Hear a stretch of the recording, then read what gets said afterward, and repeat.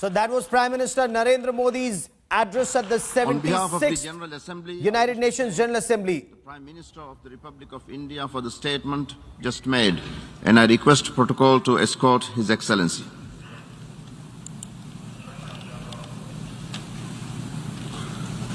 I now give the floor to the distinguished representative of St. Lucia to introduce an address by the head of government. Okay, so Prime Minister Narendra Modi, he spoke of multiple issues, did not name any country, but spoke of rule-based order. The Prime Minister, was he talking about China? Origins of COVID. Prime Minister spoke on origins of COVID.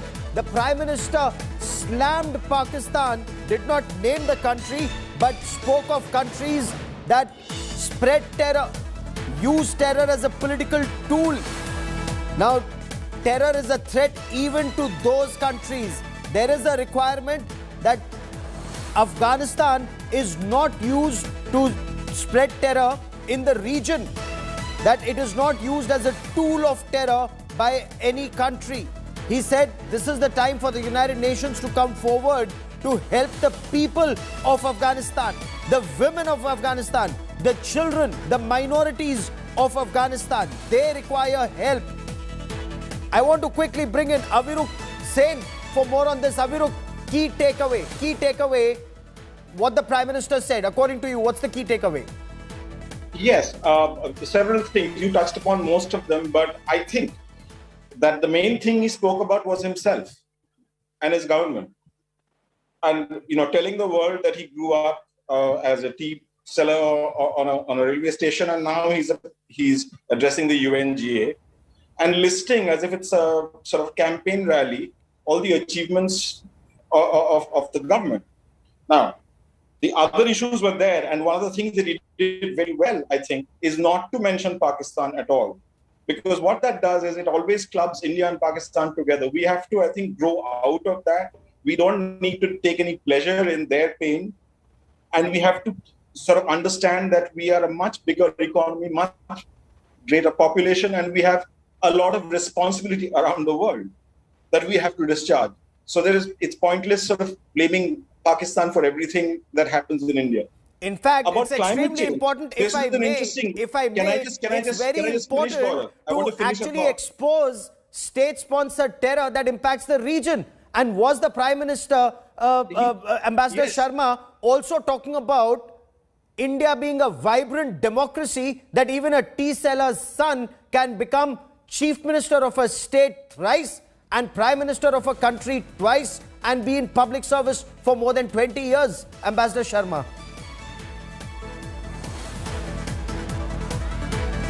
Okay, give me a moment. I will try and reestablish that link with him.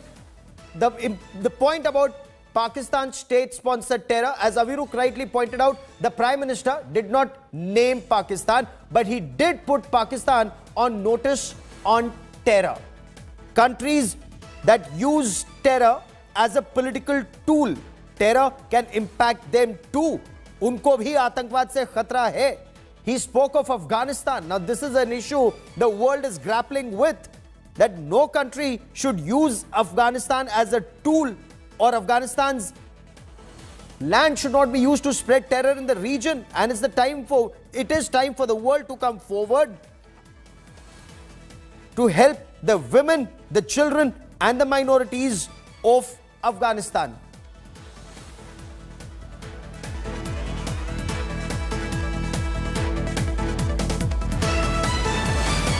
Let's listen in to Prime Minister Narendra Modi before I get you more on this story. Regressive thinking के साथ जो देश आतंकवाद का political tool के रूप में इस्तेमाल कर रहे हैं, उन्हें ये समझना होगा कि आतंकवाद उनके लिए भी उतना ही बड़ा खतरा है। ये सुनिश्चित किया जाना बहुत जरूरी है कि अफगानिस्तान की धरती का इस्तेमाल आतंकवाद फैलाने और आतंकी हमलों के लिए न हो। हमें इस बात के लिए भी हमें इस बात के लिए भी सतर्क रहना होगा कि वहां की नाजुक स्थितियों का कोई देश अपने स्वार्थ के लिए एक टूल की तरह इस्तेमाल करने की कोशिश न करें। इस समय अफगानिस्तान की जनता को, वहां की महिलाओं और बच्चों को, वहां की माइनॉरिटीज को मदद की जरूरत है और इसमें हमें अपना दायित्व निभाना ही होगा। I also have with me on India Today Dr.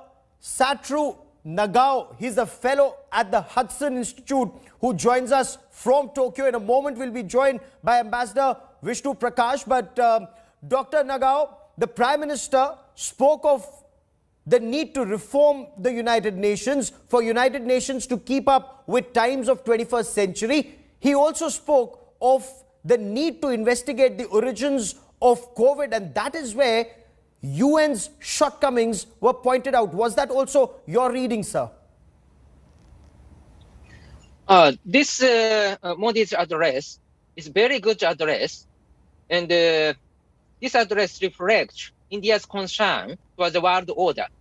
Indeed, when we checked his trip this time, the bilateral meeting, the India-US, India-Japan, India-Australia, or Quad meeting, and UN Assembly, all of these diplomatic activities indicate most important matter is who leads the rule in the world, or who leads the world order.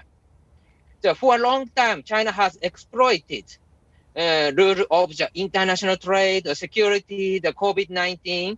In the United Nations, like WHO, China showed their influence too much. So China is rising and expand their influence. So therefore, in the US, Quad, other free countries in the UN Assembly need to cooperate and lead the international rule in the world. That is the first aspect. And about currently, after withdrawal from US troops withdraw from Afghanistan and the Taliban took the government of Afghanistan, India faced one kind of the serious situation.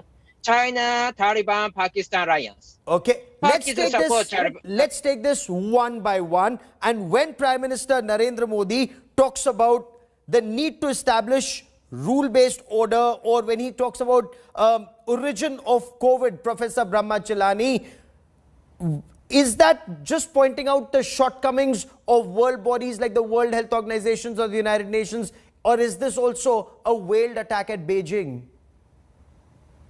Well, it's both. But let's keep in mind that the UN has become increasingly marginalized in international relations. And this is most apparent from the current pandemic. This is the worst public health catastrophe that the world has faced in more than a century.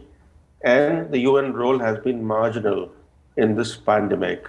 The UN needs to be reformed, but reforms are not likely in the UN.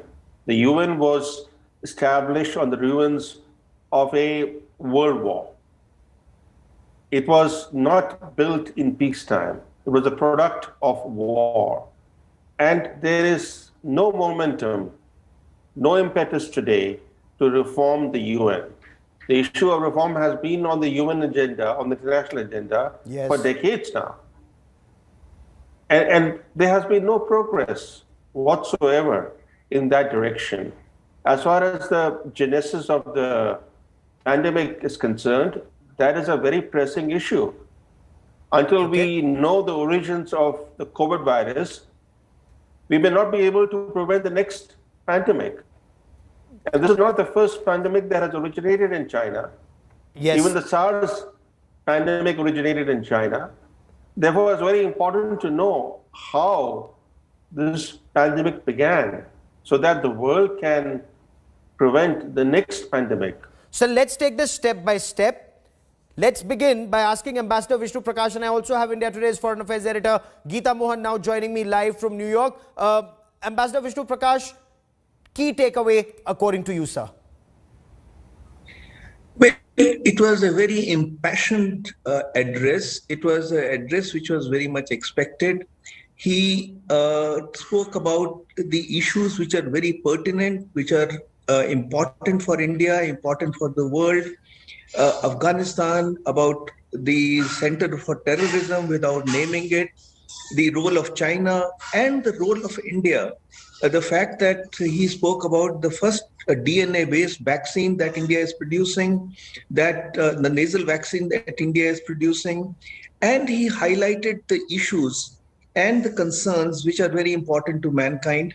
But let me also mention here that you would have noticed that in the Quad document, there is no mention of an inclusive government. So there are some indications that the international community may be cutting some slack to the Taliban. It's a fluid situation, interesting situation. I just wanted to highlight that upfront. Because we will focus a lot on Afghanistan and Pakistan sponsored terror. He did not name Pakistan, Zeba, but the conversation was all there. He said आवश्यकता है अफगानिस्तान की धरती का इस्तेमाल ना हो, and countries should not use Afghanistan as a political tool, because terrorism, Zeba, will come back and hurt those countries too.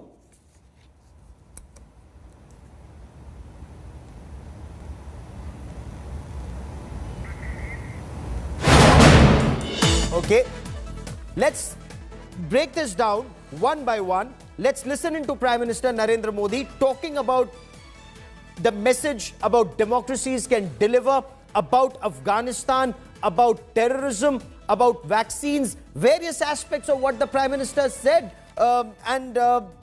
Is he in a way, as some say, and let me once again take that to our guest from Dr. Nagao, who joins me on the broadcast. Dr. Nagao, the Prime Minister talking about India's achievements, you know, Atmanirbhar Bharat, steps that India has taken, vaccine supplies restored to the world. Is this moving towards a direction that now we are in a position to resupply vaccines and bring in order after suffering COVID the way we did? Yeah, this is very important part of India's policy. Indeed, in March 2021, this year, the first online-based Quad summit has held. The 4 countries agreed to supply the vaccine. But after that, the Delta variant has spread in India. India cannot contribute it. And other 3 countries also occupy their own spread. So, but now, in this trip, the Quad also agree and materialize this plan. And in the UN General Assembly, Modi expressed his contribution, India's contribution, the vaccination in the world. India is the main source of the vaccine. And so this is very important. And the world faces a shortage of vaccine now. Only the developed country got enough number. But in the developing country, many countries need more vaccine. So, and India can produce, if Japan, Australia, the US cooperate with India.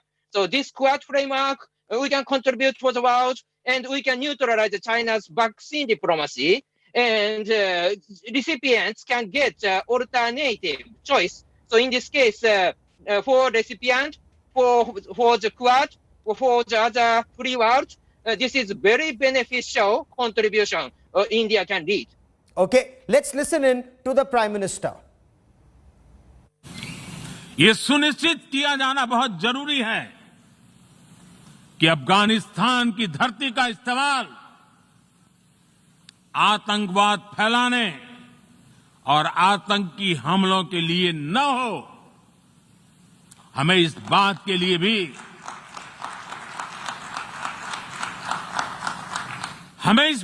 लिए भी सतर्क रहना होगा कि वहां की नाजुक स्थितियों का कोई देश अपने स्वार्थ के लिए एक टूल की तरह इस्तेमाल करने की कोशिश न करें। इस समय अफगानिस्तान की जनता को, वहां की महिलाओं और बच्चों को, वहां की माइनॉरिटीज को मदद की जरूरत है। और इसमें हमें अपना दायित्व निभाना ही होगा। हमारे समंदर भी हमारी साझी विरासत है, इसलिए हमें ये ध्यान रखना होगा कि ओशन रिसोर्सेज को हम यूज करें, एब्यूज नहीं। हमारे समंदर अंतर्राष्ट्रीय व्यापार की लाइफलाइन भी है। इन्हें हमें एक्सपांशन और एक्सक्लूजन की दौड़ से बचाकर रखना होगा।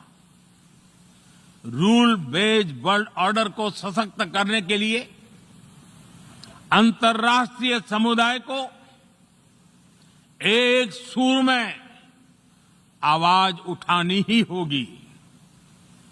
सुरक्षा परिषद में भारत की प्रेसिडेंसी के दौरान बनी विस्तृत सहमति विश्व को मैरीटाइम सिक्योरिटी के विषय में आगे बढ़ने का मार्ग दिखाती है। Professor Brahmachalani, the important point, Afghanistan, is that the biggest issue that we really need to talk about, the threat that the world faces at this point of time? Prime Minister Narendra Modi said countries that use terror, or they may face terror themselves. He's talking about Pakistan, but does the world have a roadmap on dealing with Afghanistan? Well, unfortunately, the US has surrendered Afghanistan to the Taliban, the world's deadliest terrorists. There is a UN Security Council resolution that was passed recently, Resolution 2593, which demands that Afghan territory not be used in any way for transnational terrorism. I was struck by the fact that Prime Minister Modi mentioned Afghanistan, but not Pakistan, even though the Taliban is Pakistan's proxy, even though the threat that India faces in terms of terrorism emanates from Pakistan. So what has happened now is that Pakistan, Taliban combined are going to threaten India's security. So I was struck by in the your fact opinion, that, should he have named Pakistan? Should he have named Pakistan as a state sponsor of terror, the way Imran Khan named, was talking about what's happening in Jammu and Kashmir? But wouldn't that have reduced this big international platform and brought India down to Pakistan's level? No, look, if you bring in Afghanistan and talk about the need that Afghan soil should not be used for transnational terrorism, the fact is that the biggest sponsor of cross-border terrorism in the world is Pakistan. At least you could have said Afghan and Pakistani territories should not be used for transnational terrorism. At least that passing reference should have been there, in my view. Okay, is that also your view, Ambassador Vishnu Prakash? Because Afghanistan, the Prime Minister mentioned, terrorism, the Prime Minister mentioned. It was a veiled comment about countries should not use terrorism as a political tool. It will impact them. And that's conjecture. He meant Pakistan. Ambassador Vishnu Prakash.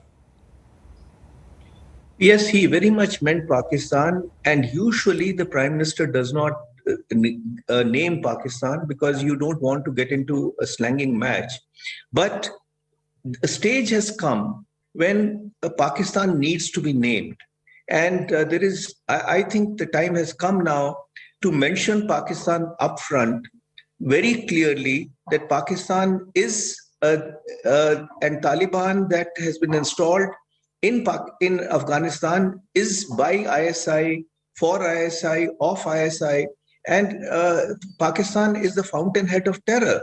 So the cross-border terrorism, the origins of terror are all from Pakistan, and I think Pakistan needs to be mentioned very clearly now. Dr. Nagao, is that also your view that enough of soft peddling the issue, name and shame a state sponsor of terror, and the world needs to do that in case we want to sort out Afghanistan and concentrate on Indo-Pacific? Yeah, this is very important issue, and I agree with the Indian side. So Pakistan supports terrorists both in Afghanistan and Kashmir. Indeed, when we check the fatality caused by terrorists in the Kashmir and activity in Afghanistan, we can find the link between two. When the Soviet troops withdrew from Afghanistan in 1989, the fatality in the Kashmir has risen. And when the US intervened in Afghanistan, fatality in Kashmir has started to decline. So this means that Pakistan relocated these terrorists from Afghanistan to Kashmir. So Pakistan supports these terrorists. That is one kind of the fact we believe. And they use this political tool, as Modi said. So that is the reason this kind of method should not be allowed in the international community. That's true.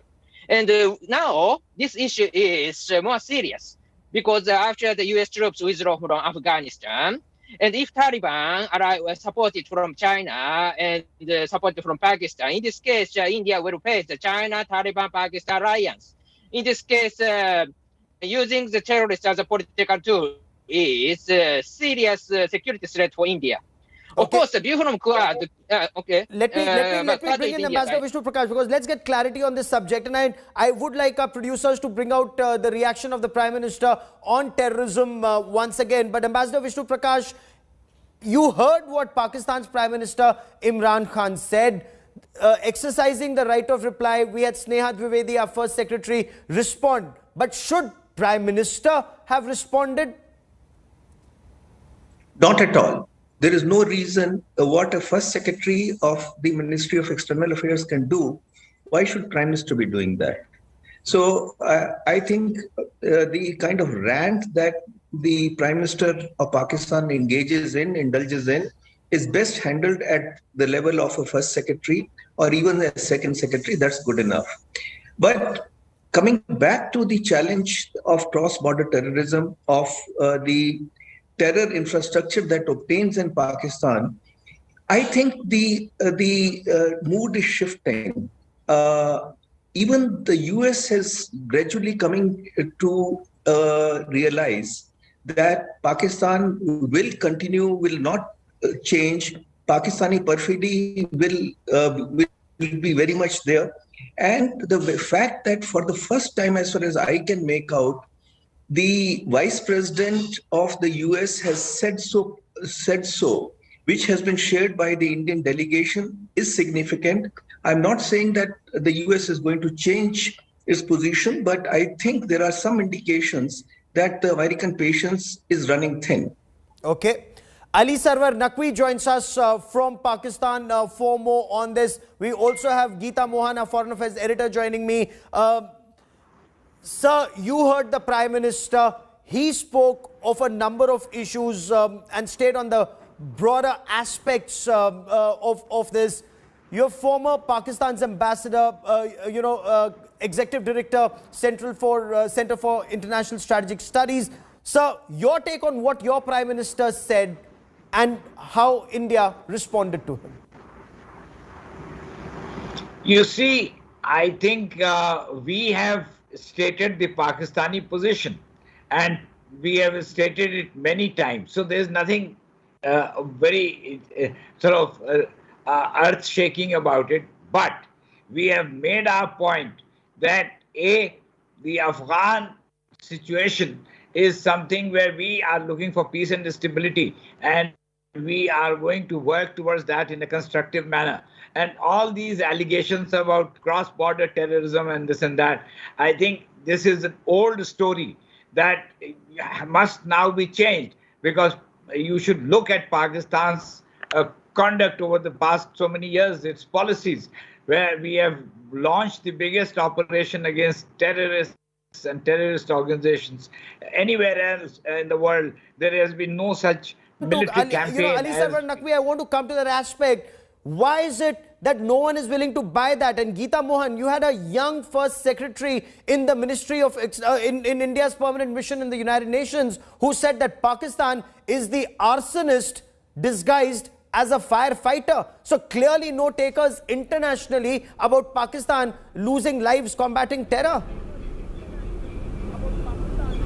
लेकर वो international. Well, absolutely, Gaurav. And also, I remember, earlier there used to be a very high level response to the premier, whether if it's Pakistan or India. But it was, it is since Syed Akbaruddin was ambassador that we saw the first very young Indian diplomat taking on Pakistani Prime Minister Nawaz Sharif. And since then, ever since then, our envoys also have never responded to the Pakistani premier, because these are just lies and they do not require any legitimacy accorded to the to such lies by having a senior diplomat really respond. But because India is to exercise her right of reply and set the record straight, it is now done by a very junior diplomat. Sneha Dubey, somebody who's worked with the press division in New Delhi, then worked with External Affairs Minister. She was in the minister's office and now is in New York. So she's the one who responded, a very bright diplomat and a very strong response by India. The response is very important, Gaurav, where we are setting the record straight and asking Pakistan to look within. In the larger perspective, look at Prime Minister Modi. He did the very same thing. Absolutely. So India responds, but a first secretary or a second secretary response, that's the level, as Ambassador Vishnu Prakash was also telling us, that's more important, that you set the record straight, but do not give Pakistan the legitimacy. And Ali Sarwar Naqvi, if I may, Pakistan talks about making these huge sacrifices. Why is it, sir, that there are no takers for it, and your Prime Minister was to travel to New York for the UNGA, but chose not to, because not even the President of the United States wasn't even willing to spare time to interact with him, sir? No. Listen, the point is that do you know that there was a right of reply to your right of reply by our second secretary, Saima Salim? Yes. And that was again also carried. So don't give only half the story. And the right of reply of Saima Salim, sir, has... That's not the point. The right to reply is not the point. Nobody is willing to give your Prime Minister the time of day is the issue. That is your assertion. Who says nobody is willing to take it? Nobody is even... Your foreign minister, your national security advisor, they say, Biden, call us, and Biden refuses to call. No one says call us. I mean, there was a meeting between the Foreign Minister of Pakistan and the Secretary of State, Anthony Blinken, only 2 days ago. So, I mean, they are engaging with Pakistan. They consider Pakistan an important country. China and Russia have been interacting with us. And the regional powers, the two big countries in this region, they consider Pakistan to be an important country. So what are you talking about? Okay, I mean, Ambassador Vishnu Prakash, you had Shah Mahmood Qureshi saying Pakistan is an important partner and that US must engage. They sought a phone call from Biden. That didn't come. Moeed Yusuf, the National Security Advisor, tried the same. That phone call didn't come. Pakistan says, at least Blinken mila to. Very good luck to them. Good luck to them, because the kind of the denial that they are in, I don't know why they are doing what they are doing. Even let's not forget that Blinken, while speaking at the Senate very recently, did say precisely that Pakistan is harboring terrorists, and their own interior minister has said very clearly that Taliban is a creation of Pakistan. We all know how the ISI chief had to rush to Afghanistan to form a government, but somehow Pakistan remains in denial. That is very hard to understand. I think it is in Pakistan's interest to do some introspection and see whether the policy, the path that they are following is helping them, or they are down the slippery slope. It will be very difficult for them to come back. But I think we leave it to this great country to decide what they want and what their future is. Professor Brahmachalani, you heard our Pakistani guest that Blinken met Shah Mahmood Qureshi. Is that good enough, or is that a deliberate snub to Pakistan that Joe Biden refuses to engage because of Pakistan's duplicity on Afghanistan? The Americans know Pakistan's duplicity. They know that Pakistan engineered America's defeat and humiliation in Afghanistan. Yet, the Biden administration is still coddling Pakistan. So let's not forget that the US policy toward Pakistan under Biden is a policy to avoid imposing sanctions on Pakistan, despite Pakistan having engineered America's humiliating rout in Afghanistan. But looking at the bigger picture, Pakistan is defined by what it is against, namely India, rather than what it is for. Such a nation which is consumed by hatred can never thrive or even become a normal state. So we will have a Pakistan in the years to come that will remain largely like what we have today. Okay. An unstable country, not at peace with itself, and seeking to destabilize its neighbors. The bigger question I have is about India's policy toward Pakistan. India refuses to treat Pakistan as a terrorist state in its policy. It wants the US to treat Pakistan as a terrorist state, but our own policy toward Pakistan refuses to treat Pakistan as a terrorist state. Okay. I still don't understand why. Why we, for example, in recent months have relieved pressure, military and diplomatic pressure on Pakistan. To the And let me extent the take Prime that to Minister Geeta of Mohan India... before I bring in Ali Sarwar Naqvi and play out some of these reactions. But Geeta, you wanted to come in at that point of time when Ali Sarwar Naqvi insists that Pakistan is not, if I may, in the international doghouse. Well, just 2 points, Gaurav. One, to his question on who really does not believe Pakistan. Who is questioning Pakistan? Well, in the meeting between Prime Minister Narendra Modi and Vice President Kamala Harris, and I say Kamala Harris because she has been in the past quite vocal and critical about India as well. So he should listen to this one very carefully. In that conversation, she very clearly, on her own, out of her own volition, said that Pakistan is supporting terrorism and that should stop. When the issue of terrorism came about, she herself took cognizance of the fact that Pakistan has to be reined in. Those are her words. So yes, the United States of America, an important partner, does recognize what Pakistan is doing in the region. Okay. The second point that he made was that Pakistan is an important country for America. It is an important country for America, but the conversation that took place, again setting the record straight here, the conversation that took place between Biden and Shah Mahmood Qureshi is, in that conversation, Biden appreciated Pakistan's assistance and help to evacuate Americans. That's why Pakistan is important, because Americans are still stranded in Afghanistan. So arm twisting and holding people hostage does not make you a partner. It only makes another country dependent on you for a short period of time. Okay.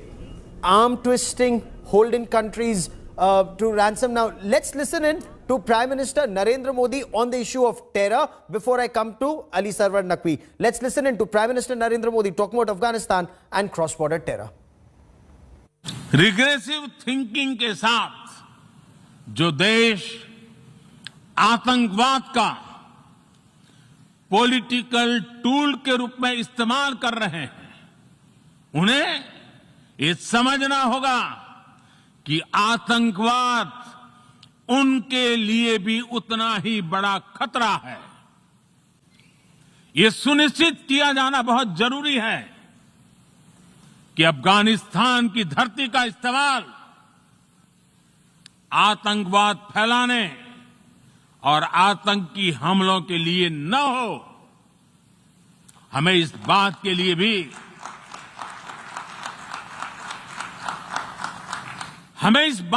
भी सतर्क रहना होगा कि वहां की नाजुक स्थितियों का कोई देश अपने स्वार्थ के लिए एक टूल की तरह इस्तेमाल करने की कोशिश न करें। इस समय अफगानिस्तान की जनता को,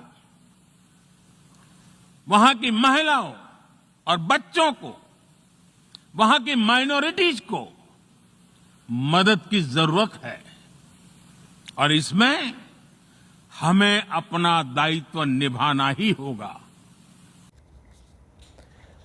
Ali Sarwar Naqvi, if I may, sir, cross-border terrorism, is the Prime Minister making that point that countries should not use Afghanistan as a political tool, or Afghanistan's territory should not be used to spread terror, because there could be consequences even for those countries? Is the implication Pakistan and organizations like Tehreek-e-Taliban Pakistan, which according to reports in Pakistan have already killed close to 50 Pakistan soldiers, sir? Yes, so you see, I mean, you people keep on harping on this whole old tune of terrorism. If you talk about terrorism, India has been sponsoring terrorism in Pakistan, in Balochistan, and in Karachi, and in all various other places through its own proxies in Afghanistan. So let's not go into that. You know, Pakistan has a very clean record. No matter what happened in the past, Pakistan is opposed to terrorism. Pakistan thinks that it is detrimental to Pakistan's own social cohesion and integrity. And Pakistan has launched a campaign against terrorism, which was well known and which is well known and which was noticed by the whole world. So, okay, sir, now even if I take you at the face value, if I may, with due respect, sir, India is not there in Afghanistan right now. If India was using Afghanistan, as you say, why is it that 50 soldiers were killed after Taliban took over? And let me also bring into this conversation Richard Rosso, Senior Advisor, Vadvani Chair in the US-India Policy Studies. Richard Rosso, in your view, is there merit in the Prime Minister saying Afghanistan, the world needs to watch very closely, cross-border terrorism, countries should not use Afghanistan as a political tool to spread terror, there could be consequences for those countries? Well, we've seen it in the past. Afghanistan soil was used for the creation and foment of terror groups that targeted both India as well as the United States, so a great degree of overlap. I think we all hoped a little bit that maybe the Taliban 2.0 would be a little bit different, a little bit more progressive, but so far signs are that they're as bad as we saw before and potentially worse. They've been fighting a war for 20 years, hardened by that. They've had family members killed by foreigners. So I think that we're going to see things probably escalating in times ahead. So I think there's a good bit of overlap in India's position there in the United States and a good bit of history we have together. It indeed is. Ambassador Vishnu Prakash, you want to respond to Ali Sarwar Naqvi saying that Afghan territory was used by India to spread terror in Balochistan and in other parts of Pakistan? Well, all I know is that Pakistan keeps on imagining ghosts where none are there. We all know how even General Musharraf at one point in time accused India of having 40 consulates and posts in Afghanistan. And then they reduced it to 20 and then they reduced it to 10. So they are imagining things. I mean, I would dare say that if India was involved in Balochistan, we would have done a thorough job. So, I mean, thank God we are not in the same game as Pakistan is. But this talk about Pakistan going after terror groups, we all know that it is very selective. When there is a terrorist who is training the guns at India, he is encouraged, he is supported, he is funded. But when a terrorist is training guns at Pakistan, they go after him. And it is they who have lit the fire. Now, if you light the fire, if you foment terrorism, it is going to come and haunt you. And look at what it is done to the civic society in Pakistan. Again, I'm coming back to the same issue. Okay. Our pointing out will not make a difference so long as Pakistan does not realize that they are damaging their own social fabric. They are making their society radical Islamic. They have to understand, and I hope they understand before it is too late. Ali Sarwar Naqvi, okay, go on, sir. Please make the last point. Last point. Hitherto, they have gotten away with that. They have allowed their territory to be used. They have been a hired gun. They have got money for that. and yet they complain that they are being used because they have allowed themselves to be used. Okay. But